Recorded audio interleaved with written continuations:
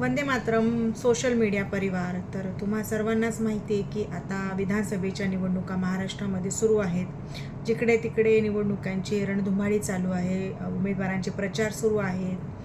प्रत्येक पक्ष, प्रत्येक संघटना आपापल्या पक्षाचा, आपापल्या चिन्हाचा, आपापल्या उमेदवाराचा प्रचार करत आहेत. आणि ह्या सगळ्या रणधुमाळीमध्ये सगळ्यात निवडणुकीचा सगळ्यात महत्त्वाची जो भाग आहे आचारसंहिता, म्हणजे आपल्या देशामधली, आपल्या राज्यामधली जी आदर्श आचारसंहिता कशी असावी त्या संदर्भात मी हा आजचा व्हिडिओ बनवित आहे. तर आचारसंहिता म्हणजे काय? तर आचारसंहिता म्हणजे ज्या निवडणुका होतात त्याच्यावर जे प्रतिबंध किंवा त्याचे जे नियम आहेत, त्या नियमानुसार ही निवडणूक होत आहेत का, आणि हे नियम कुठले आहेत, काय आहेत, आणि हे नियम हे कोणाला लागू होतात, त्याच्यामध्ये सर्वसामान्य जे मतदार आहेत त्यांची भूमिका काय आहे, पक्षाची भूमिका काय आहे असायला पाहिजे, किंवा उमेदवाराची काय भूमिका असायला पाहिजे, या सर्व गोष्टींचा आपण एक विचार ह्या व्हिडिओच्या माध्यमातून करणार आहोत. तर मी तुम्हा सर्वांचं खूप खूप स्वागत करते माझ्या ॲडव्होकेट मनाली गवळी NSMA ह्या यूट्यूब चॅनलवर. जर तुम्ही चॅनलला सबस्क्राईब केलं नसेल तर तुम्ही नक्की चॅनलला सबस्क्राईब करा आणि हा व्हिडिओ जास्तीत जास्त तुम्ही लाईक करा, जेणेकरून ही माहिती सर्वसामान्य लोकांपर्यंत पोचेल आणि आपल्याला आपल्या देशातली, आपल्या राज्यातली आदर्श आचारसंहिता राबवण्यासाठी मदत होईल. तर तुम्हा सर्वांनाच माहिती आहे की आता विधानसभेची निवडणूक सुरू झालेली आहे. आणि निवडणुका सुरू झाल्यानंतर निवडणुकांमध्ये कुठल्याही प्रकारचा गैरवापर होऊ नये, गैरप्रकार होऊ नये, त्याच्यामुळे आचारसंहिताही लागू केलेली आहे. तर तुम्हाला सगळ्यात अगोदर गोष्ट सांगायची म्हटली तर आचारसंहिता ही केंद्रीय निवडणूक आयोग जो आहे त्या केंद्रीय निवडणूक आयोगाच्या मार्फत ही आचारसंहिताचं राबवली जाते, त्याच्यावर काम केलं जातं. तर तुम्हा सर्वांना माहिती आहे की आता महाराष्ट्रामधली जी विधानसभा आहे 2024ची, याचं जे मतदान आहे हे 20 नोव्हेंबरला आहे. आणि 20 नोव्हेंबरला मतदान झाल्यानंतर 23 नोव्हेंबरला त्याचा निकाल आहे. म्हणजे कुठला उमेदवार निवडून येईल, किती मताने निवडून येईल, कशा पद्धतीनं निवडून येईल, त्या सर्व गोष्टीचं एक बोलतात ना फायनल पिक्चर हे आपल्याला 23 नोव्हेंबरला सर्वांना समजणार आहे. तर सर्व भारतीयाने, सर्व राज्यातल्या प्रत्येक मतदाराने आपल्या मतदानाचा हक्क हा बजावलाच पाहिजे. कारण आपण असं बघा, प्रत्येक वेळेला तुम्हाला असं निदर्शनास येत असेल की बरेच लोक, म्हणजे बऱ्याच जास्त प्रमाणात सुशिक्षित लोक आपल्या मतदानाचा हक्क हे बजावत नाहीत. आणि त्यांचं सर्वसामान्याचं स्टेटमेंट असंही आपल्याला पाहायला मिळतं की सगळेच पक्ष आणि सर्वच जे उमेदवार आहेत ते सारखेच आहेत वगैरे असं. परंतु मी तुम्हाला सांगू इच्छिते की सगळे उमेदवार किंवा कुठला पक्ष सारखा असेल किंवा कुठला पक्ष तुम्हाला आवडत नसतील, त्याचे ध्येय धोरणं तुम्हाला आवडत नसतील, कुठला उमेदवार तुमचा आवडीचा नसेल, कोणच तुम्हाला आवडलं नाही, तरीसुद्धा तुमचं जे बॅलेट आहे, जे उमेदवाराची जी बटन आपण दाबतो की आपल्याला कुठला उमेदवार हवा आहे आणि कुठला नको आहे, आपल्याला कोणाला मतदान द्यायचं आणि कोणाला नाही द्यायचं, तिथे कुठल्याही तुम्हाला कोणी उमेदवार यातील आवडला नाही ह्याच्यासाठी सुद्धा नोटाचं बटन आहे. तर तुम्ही ते नोटाचं बटनसुद्धा दाबू शकता, जेणेकरून आपल्या देशामध्ये मतदान करताना मतदार किती चौकस आहे, मतदान करणारा मतदार हा किती संवेदनशील आहे आणि किती जबाबदार आहे, तो आपलं कर्तव्य जो आहे तो खूप चांगल्या पद्धतीने बजावत आहे, याचं एक चांगल्या प्रकारे प्रभाव पडू शकतो. जेणेकरून पक्ष आणि संघटना, उमेदवार यांनाही कळेल की लोक आता जागृत होत आहेत आणि ते त्यांना पसंत करत नाही आहेत. तर त्यांनी त्यांची कार्यप्रणाली, त्यांचे ध्येय उद्दिष्ट प्रामाणिकपणे राबवण्यासाठी सुद्धा मदत होईल. आणि प्रत्येक पक्ष आणि प्रत्येक उमेदवार हे आपल्या जबाबदारीने तो सुद्धा वागू शकेल. तर आपलं मतदान करणं हे आपलं राष्ट्रीय कर्तव्य आहे आणि तो आपला अधिकारसुद्धा आहे. तर नक्कीच सर्वांनी तो अधिकार बजावला पाहिजे. विधानसभा 2024चं जे मतदान आहे 20 नोव्हेंबरला आहे. तर 20 नोव्हेंबरला तुमच्या मतदानाचा हक्क तुम्ही नक्कीच बजावलाच पाहिजे. ते तुमचं राष्ट्रीय आणि तुमचं एक जबाबदारी आणि कर्तव्य आहे. तर हे सगळं मतदानाच्या रणधुमाळीमध्ये मतदानाच्या निवडणुकीच्या सगळ्या रणधुमाळीमध्ये तर आचारसंहिता ही कशा पद्धतीनं राबवली गेली पाहिजे याचीच माहिती आपण घेऊया. तर पहिल्यांदा तर आचारसंहिता म्हणजे काय हे आपल्याला माहीत पाहिजे. आचारसंहिता म्हणजे ज्या निवडणुका वगैरे होतात त्याची नियमावली म्हणजे आचारसंहिता. आणि तुम्हाला चांगलंच माहीत असेल की TN शेषन हे जे आपले निवडणूक आयोगाचे जे अध्यक्ष होते, ज्यांनी 1990 साली ते आयोगाचे अध्यक्ष झाले आणि त्यांनी खूप कडक नियमावली अशी निवडणुकांसाठी अंमलात आणली आणि त्याच्यामुळे आचारसंहितेला एक पद्धतशीर कायदेशीररित्या आणि पद्धतशीररित्या एक आयाम आला. तर त्याच्यामध्ये कशा पद्धतीच्या तरतुदी आहेत, कशा पद्धतीचे नियम आहेत ते आपण पाहूया. तर बघा, आचारसंहितेचा भंग म्हणजे काय, आचारसंहिता काय केल्याने भंग होऊ शकते. तर निवडणूक च्या काळामध्ये म्हणजे समजा निवडणूक जाहीर झाल्यापासून ते निवडणुकीचे निकाल लागेपर्यंत ही आचारसंहिता असते. तर त्या काळामध्ये उमेदवाराने, पक्षाने किंवा मतदान करणाऱ्यांनी, सर्वसामान्यांनी सुद्धा कशा पद्धतीनं आपली भूमिका बजावली पाहिजेत त्याचीच नियमावली म्हणजेच ही आचारसंहिता. तर ह्या निवडणुकीच्या काळामध्ये प्रत्येकाने जर समजा एखादा पक्ष दारू, पैसा किंवा कुठल्या जाती धर्मावर भाष्य करत असेल किंवा कुठलं प्रलोभन देत असेल तर नक्कीच मात्र आचारसंहितेचा भंग होऊ शकतो. त्याचप्रकारे जे बूथ असतात निवडणूक च्या काळामध्ये मतदान करण्यासाठी जे बूथ आपण रचना करतो, म्हणजे उदाहरणार्थ जर समजा तुमच्या तालुक्याचंच तुम्ही जर घेतलं, म्हणजे विधानसभेचंच जर तुम्ही निवडणूक घेतली तर त्या विधानसभेच्या निवडणुकीमध्ये जे बूथ असतात, मतदारांना मतदान करण्यासाठी जे बूथ असतात त्या बूथवर कशा प्रकारे वोटिंग झालं पाहिजे, तिथे जाताना तुमचं मतदान करण्याचं जे तुमचं ओळखपत्र आहे ते तुम्ही घेऊन जायला पाहिजे. आणि किमान तुमचं मतदानाचं आधार कार्ड वगैरे असेल, तुमचं ID प्रूफ असेल ते घेऊन जायला पाहिजे.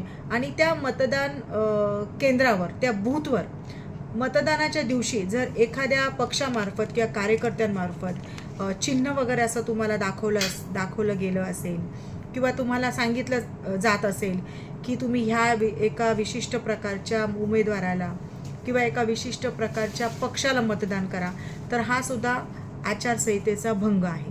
बोगस वोटिंग थांबण्यासाठी, बोगस वोटिंग हे आटोक्यात येण्यासाठी तुम्हाला तुमचं ओळखपत्र घेऊन जाणं अनिवार्य आहे. ओळखपत्र नक्कीच तुम्ही घेऊन गेलात आणि प्रामाणिकपणे तुम्ही तुमचं जर कर्तव्य, तुमचा अधिकार बजावलात आणि मतदान केलं तर नक्कीच एक आदर्श आचारसंहिता आपण अंमलात आणू शकतो.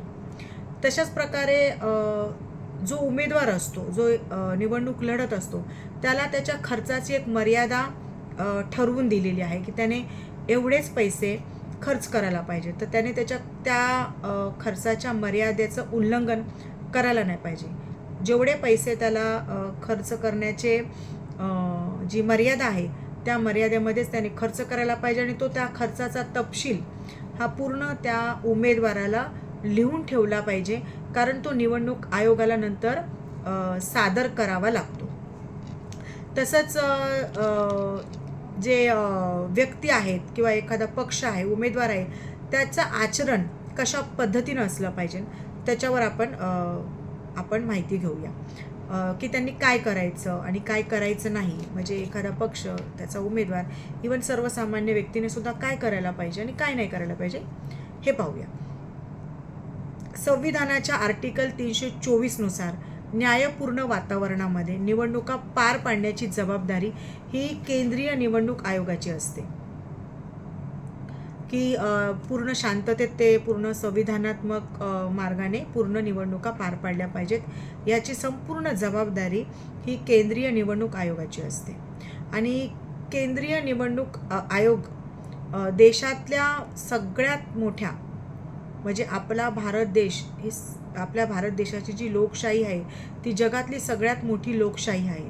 आणि ह्या जगातल्या सगळ्यात मोठ्या लोकशाहीचा उत्सव हा निवडणुकीच्या माध्यमातून होत असतो.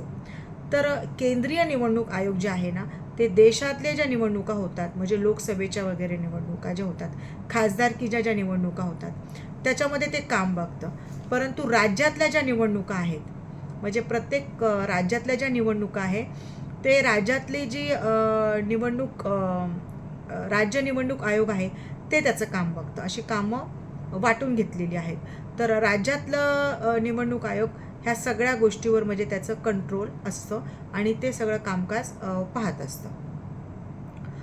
तर राज्यातल्या विधानसभा आचारसंहितेचे जे अधिकार आहेत ते पूर्णपणे केंद्रीय निवडणूक आयोगाकडे असतं. त्याचं राज्य निवडणूक आयोग हे प्रत्येक राज्यामधल्या निवडणुकाचं काम पाहतं, परंतु जे अधिकार असतात म्हणजे प्रमुख अधिकार जे असतात ते केंद्रीय निवडणूक आयोगाकडेच राखीव असतात. आता तुम्ही बघाल की राजकीय पक्ष, संघटना आणि सर्व तज्ज्ञांचं मत घेऊन सुद्धा वेळोवेळी आचारसंहिता नियमामध्ये बदलही करण्यात येतो. जर एखादा बदल हा गरजेचा असेल करण्याचा, तर ते बदल करण्याचे अधिकार हे केंद्रीय निवडणूक आयोगाला असतात. परंतु केंद्रीय निवडणूक आयोगसुद्धा बदल कधी करू शकतं, ज्यावेळेला एखाद्या राज्य पक्षाचं किंवा एखाद्या उमेदवाराचा काही प्रश्न असेल की तो खरंच त्याच्यामध्ये काही बदल करण्याची आवश्यकता असेल किंवा तज्ज्ञांचं मत घेऊन संविधानिक मार्गाने संविधानाच्या चौकटीमध्ये कायदेशीर बदल वेळोवेळी करण्याचे अधिकारसुद्धा केंद्रीय निवडणूक आयोगाला आहेत आणि अशा प्रकारचे बदल हे वेळोवेळी करता येतात.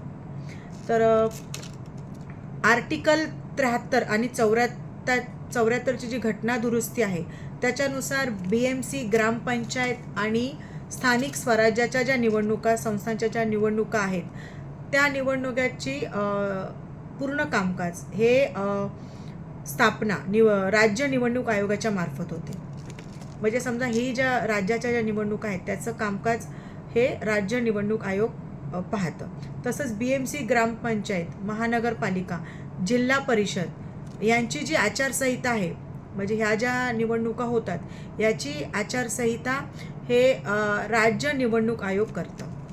म्हणजे त्याचं कामकाजसुद्धा राज्य निवडणूक आयोग पाहतं आणि त्याची जी आखणी आहे आचारसंहितेची आखणी ही राज्य निवडणूक आयोग करू शकतं. आता ही आचारसंहिता आहे, ही आचारसंहिता कधीपासून लागू होते, तर ज्या दिवशी निवडणूक आयोगाच्या मार्फत निवडणुकीच्या तारखा या जाहीर होतात, तर जोपर्यंत निकाल लागत नाही तोपर्यंत ह्याची निवडणूक आयोगाची आचारसंहिता लागू होते. आणि ह्याचे काही नियम आहेत, तर ते नियम आता आपण पाहूया. आता एखादा पक्ष एखादी उमेदवाराच्या मार्फत जर मतदाराला प्रभावित करण्यासाठी कुठलं आमिष वगैरे दाखवलं जात असेल, पैशाचं वाटप होत असेल, महागड्या वस्तूचं काही वाटप होत असेल किंवा धमकी दिली जात असेल मतदाराला किंवा दबाव आणला जात असेल, तेव्हासुद्धा आचारसंहितेचं उल्लंघन होतं. तसंच काही नवीन प्रकल्प असतील म्हणजे नवीन प्रकल्प असेल, विकास कामाची काही घोषणा ते निवडणूक आचारसंहितेच्या जेव्हा लागू होते तेव्हा ते करत असतील किंवा नवीन काही टेंडर वगैरे ते पास करत असतील, रस्ते, पाणी, वीज या संदर्भातलं काही जर ते आमिष दाखवत असतील मतदाराला, तेव्हासुद्धा आचारसंहितेचा भंग होतो. किंवा तुम्ही बऱ्याच वेळा बघितलं असेल की बऱ्याच ठिकाणी कटआउट वगैरे लावले जातं, भावी आमदार, खासदार, नगरसेवक. तर हे कटआउट जरी लागले असतील कोणाचे, कुठल्या पक्षाचे किंवा कुठल्या उमेदवाराचे, तरीसुद्धा आचारसंहितेचा भंग हा होतो. त्याचप्रमाणे त्यांना ते लावलेले जे कटआउट्स आहेत ते काढावे लागतात आणि जर त्यांनी काढले नाही तर त्यांच्यावर नक्कीच आचारसंहितेचा भंग केल्यामुळे जी कारवाई आहे ती कारवाई होऊ शकते. ज्यावेळेला इलेक्शन चालू असतं, इलेक्शनच्या निवडणुकीची रणधुमाळी असते, त्यावेळेला एक उमेदवार दुसऱ्या उमेदवारावर हे बिनबुडाचे जर आरोप करत असेल, त्याची मानहानी करत असेल, त्याच्या वैयक्तिक आयुष्यावर काही टीका टिप्पणी करत असेल किंवा जाती धर्मामध्ये तेढ निर्माण होईल, लोकांमध्ये तेढ निर्माण होईल अशा पद्धतीचं काही जर वक्तव्य करत असेल तरीसुद्धा आचारसंहितेचं भंग होऊ शकतो. तसं धर्माच्या नावाने जर ते मत मागत असतील किंवा एखाद्या मत मागण्यासाठी एखाद्या धार्मिक स्थळाचा ते वापर करत असतील तरीसुद्धा आचारसंहितेचा भंग हा होऊ शकतो. तसंच मत मागत असताना उमेदवार जर एखाद्या सरकारी जागेचा, सरकारी बंगल्यांचा किंवा सरकारी गाड्यांचा वापर करत असेल तरीसुद्धा आचारसंहितेचा भंग हा होऊ शकतो.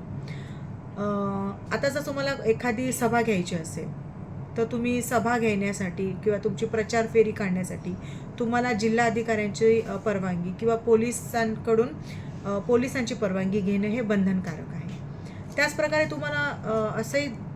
तुम्हाला निदर्शनास आलं असेल की एखादी जी खाजगी घर असेल किंवा त्याचा परिसर असेल, घराचा परिसर असेल किंवा त्याची खाजगी टेरेस असेल किंवा सोसायटीचे टेरेस, सोसायटीचा परिसर असेल, त्याच्यामध्ये सुद्धा तुम्ही म्हणजे सभा वगैरे घेऊ शकत नाही किंवा तुमचा निवडणुकीचा कुठलाही कार्यक्रम तुम्ही घेऊ शकत नाही. जर असा कार्यक्रम तुम्हाला घ्यायचा असेल तर तुम्हाला त्या सोसायटीची, पोलिसांची, जिल्हाधिकाऱ्यांची किंवा त्या वैयक्तिक त्या खाजगी व्यक्तीची परवानगी घेणं खूप गरजेचं आहे, बंधनकारक आहे. बऱ्याच वेळेला असं पण होतं की सर्वसामान्याची सुद्धा एक जबाबदारी असते की एखाद्याचं समजा कोणाच्या घरी लग्न असेल किंवा कोणाच्या घरी कुठलाही एक कौटुंबिक कार्यक्रम असेल आणि त्या कार्यक्रमामध्ये एखादा उमेदवार जर आला आणि तिकडे त्याने त्याचा प्रचार केला तर तो सुद्धा आचारसंहितेचा भंग होऊ शकतो. आणि ह्याच्यामध्ये पक्षावर, त्या उमेदवारावर तर कारवाई होईलच, परंतु जो व्यक्ती अशा प्रकारचा कार्यक्रम घेतो त्याच्यावरही कारवाई होऊ शकते. तर सर्वसामान्य व्यक्तीने ही गोष्ट लक्षात घेणं गरजेचं आहे की ज्या वेळेला आचारसंहिता लागू होते त्यावेळेला तुम्ही तुमच्या कुठल्याही कौटुंबिक खाजगी कार्यक्रमामध्ये कुठल्याही उमेदवाराचा प्रचार प्रसार करू शकत नाही. अशा पद्धतीनं जर काही केलं तर तुमच्यावर सुद्धा कारवाई होऊ शकते. त्याचप्रकारे तुमची जर एखादी सभा, एखादी रॅली समाजात तेढ निर्माण करणारी असेल तर तेव्हाही आचारसंहितेचा भंग होतो आणि कारवाई होऊ शकते. तसंच आचारसंहिता ज्यावेळेला असते त्यावेळेला तुम्ही कुठल्याही कामाची पायाभरणी किंवा कुठल्याही कामाचं उद्घाटन सुद्धा तुम्ही करू शकत नाही. अशा प्रकारचे काही कृत्य केल्यानंतर सुद्धा आचारसंहितेचा भंग हा होऊ शकतो. तसंच आता ही कारवाई कोणावर होऊ शकते की एखादा राजकीय पक्ष असेल, त्याचे कार्यकर्ते असतील किंवा त्याचा उमेदवार असेल तर अशा प्रकारचा जर ते प्रचार प्रसार असंविधानिक पद्धतीने करत असतील तर आचारसंहितेचा भंग करत असतील तर नक्कीच ह्या लोकांवर प्रचार करणाऱ्या लोकांवर सुद्धा कारवाई होऊ शकते. तुम्ही स्टार प्रचारक पण तुम्हाला माहीत असेल की आता ज्या पद्धतीने निवडणुकामध्ये एक सेलिब्रिटीज वगैरे त्यांना घेऊन प्रचार केला जातो. जर एखादे सेलिब्रिटीज प्रचाराला येत असेल आणि ते काही समाजात तेढ निर्माण होणारं किंवा आचारसंहितेचा भंग होणारं काही कृत्य करत असेल तर त्यांच्यावर सुद्धा कारवाई होऊ शकते.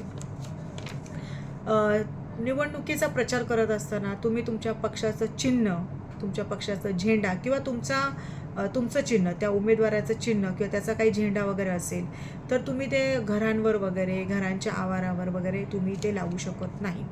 तेव्हाही आचारसंहितेचा भंग होऊ शकतो.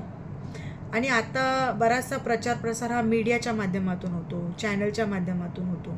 यूट्यूब असेल, फेसबुक असेल, कुठल्याही सोशल मीडिया माध्यमाच्या माध्यमातून होतो.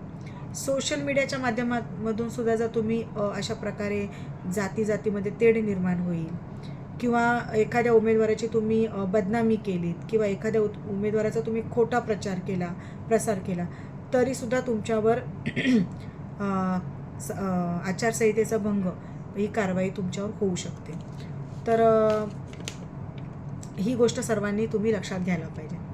आता ज्या दिवशी मतदान असतं, म्हणजे ज्या दिवशी आता जसं आपल्या 2024 विधानसभेचं जे मतदान आहे ते मतदान आपल्याला 20 नोव्हेंबरला मतदान करायचं आहे. तर 20 नोव्हेंबरला तुम्हाला काय काळजी घ्यायला पाहिजे, तर मतदार म्हणून सर्वात प्रथम तर तुम्ही तुमचा ID प्रूफ घेऊन जायला विसरू नका आणि सकाळीच आपला मतदानाचा कर्तव्य, आपला अधिकार बजावला पाहिजे आणि हा लोकशाहीचा जो उत्सव आहे तो आनंदाने सेलिब्रेट स्वतः करायला पाहिजे आणि इतरांनाही करायला सांगितलं पाहिजे. तर मतदानाच्या दिवशी जे उमेदवार आहेत किंवा त्यांचे जे कार्यकर्ते आहेत किंवा त्यांचे प्रचारक जे आहेत, प्रचार करणारे एखाद्या पक्षाचा आणि उमेदवाराचा प्रचार प्रसार करणाऱ्यांनी काय करायला पाहिजे की जर तुमच्या बूथवर मतदान केंद्रावर जर ते त्यांचं चिन्ह दाखवत असतील किंवा ते चिन्ह सांगत असतील किंवा उमेदवाराचं नाव सांगत असतील किंवा ह्या या नंबरचं बटन दाबा आत गेममध्ये गेल्यानंतर, तर त्या दिवशी ते करू शकत नाही. कारण ज्या वेळेला आचारसंहिता म्हणजे निवडणूक ज्या दिवशी मतदान असतं त्याच्या 48 तास अगोदर आचारसंहिता संपलेली जरी असेल, म्हणजे प्रचार प्रसार संपला जरी असेल तरी तुम्ही तो प्रचार प्रसार करू शकत नाही. तुम्ही सांगू शकत नाही. तर बूथवर गेल्यानंतर जर तुम्हाला अशा पद्धतीने जर कोणी सांगत असेल की तुम्ही ह्या उमेदवाराला मतदान करा किंवा ह्या चिन्हाचं बटन दाबा, तर हे आचारसंहितेचा भंग आहे. तसंच जर ह्या काळामध्ये तुम्ही 100 मीटरच्या आतमध्ये, त्या बूथच्या 100 मीटरच्या आतमध्ये तुम्ही कुठल्याही प्रकारची कॉर्नर मीटिंग सभा घेऊ शकत नाही.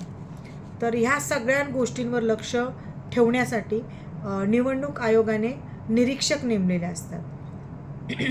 हे निरीक्षक या सगळ्या गोष्टीचं निरीक्षण करतात आणि याची तक्रार निवडणूक अधिकाऱ्याकडे केली जाते आणि त्यानुसार संबंधित लोकांवर जी कायदेशीर कारवाई आहे ती होते. तर आता बऱ्याच वेळेला असं असतं ना, तुम्ही स्वतः पाहिलं असेल की बऱ्याच लोकांना ह्या काळामध्ये म्हणजे आचारसंहिता जी लागते, म्हणजे आचारसंहिता 1 महिन्याची वगैरे असते, त्या महिन्याच्या काळामध्ये सर्वसामान्यांना समजा त्यांचं काही काम असेल, प्रशासकीय काम, कोणाचं पासपोर्ट बनवायचं असेल, राशन कार्ड, आधार कार्ड, पॅन कार्ड, अशा प्रकारे जर त्यांचं काय त्या संदर्भातलं काम असेल, तर बऱ्याच वेळेला अशा ऑफिसेसमधून, अशा प्रशासकीय ऑफिसेसमधून असं सांगितलं जातं की आचारसंहिता आहे. परंतु मी ह्या व्हिडिओच्या माध्यमातून सर्वसामान्यांना सांगू इच्छिते की आचारसंहिता ह्या ठिकाणी लागू होत नाही. सर्वसामान्याची कामं होण्यासाठी आचारसंहितेचं कुठलंही बंधन नाही आहे. जर तुम्हाला ह्या काळामध्ये तुमचं प्रशासकीय कामकाज जे काय आहे ते जर कुठल्या प्रशासकीय अधिकाऱ्याने सांगितलं, म्हणजे सबब सांगितली तुम्हाला की आता आचारसंहिता आहे, तर हे चुकीचं आहे. तुम्ही त्या अधिकाऱ्याची तक्रारसुद्धा करू शकता. आचारसंहितेच्या काळामध्ये जर आपत्कालीन परिस्थिती असेल, आपत्कालीन परिस्थितीमध्ये सुद्धा कामकाज हे थांबलं जात नाही. जर एखादी दुर्घटना घडली असेल समजा आणि जे लाभार्थी आहेत ज्यांना दुर्घटनेचे पैसे मिळायचे असतील किंवा त्यांना कुठला लाभ मिळायचा असेल, तर आचारसंहितेची सबब हे संबंधित अधिकारी सांगू शकत नाही. जर अशा प्रकारे कुठल्या अधिकाऱ्याने अशा प्रकारची सबब सांगितली तर तुम्ही त्यांच्यावर कायदेशीर कारवाई करू शकता. आचारसंहिता आपत्कालीन व्यवस्थापनासाठी, आपत्कालीन काही दुर्घटना घडली असेल तर ज्यांना मदत करायची आहे त्यांच्यासाठी लागू होत नाही. तर अशा प्रकारे कुठली नैसर्गिक आपत्ती आली तर नैसर्गिक आपत्तीला आचारसंहिता लागू होत नाही. त्या नैसर्गिक आपत्तीमध्ये ज्या व्यक्तीला मदतीची गरज आहे ती प्रशासनाकडून जी मदत मिळायला हवी आहे, ज्याच्यावर त्याचा अधिकार आहे, त्यानुसार त्याला ती मदत मिळाली पाहिजे. कुठल्या अधिकाऱ्याने ती मदत देण्यास किंवा त्याचं काम करण्यास म्हणजे नकार दिला तर आपण त्याच्यावर कायदेशीर कारवाई करू शकतो. तसंच जे उमेदवार आहेत, जे उमेदवार या असतात त्यांना या आचारसंहितेमध्ये त्यांच्या सोशल मीडिया अकाउंटची इत्थंभूत माहिती ही निवडणूक आयोगाला देणं बंधनकारक आहे. तर अशा प्रकारचं जर कुठल्याही प्रकारचा आचारसंहितेचा जर भंग होत असेल तर त्याची तक्रार आपण, म्हणजे कोणीही सर्वसामान्य व्यक्ती याची तक्रार निवडणूक आयोगाकडे करू शकतं. कोणीही किंवा पक्षातले पक्ष, म्हणजे हा पक्ष दुसरा पक्ष जर समजा त्याचा विरोधक असतील आणि ते जर आचारसंहितेचा भंग करत असेल तर ते सुद्धा निवडणूक आयोगाकडे याची तक्रार करू शकतात.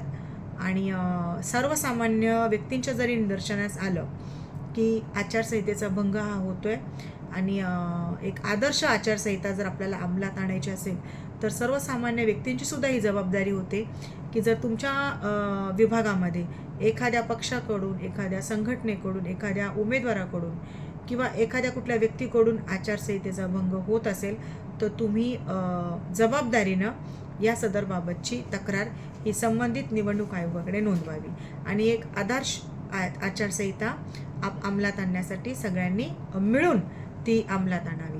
आणि सगळ्यात मोठा, जगातला सगळ्यात मोठा लोकशाहीचा जो उत्सव आहे तो सगळ्यांनी मिळून आनंदाने साजरा करावा.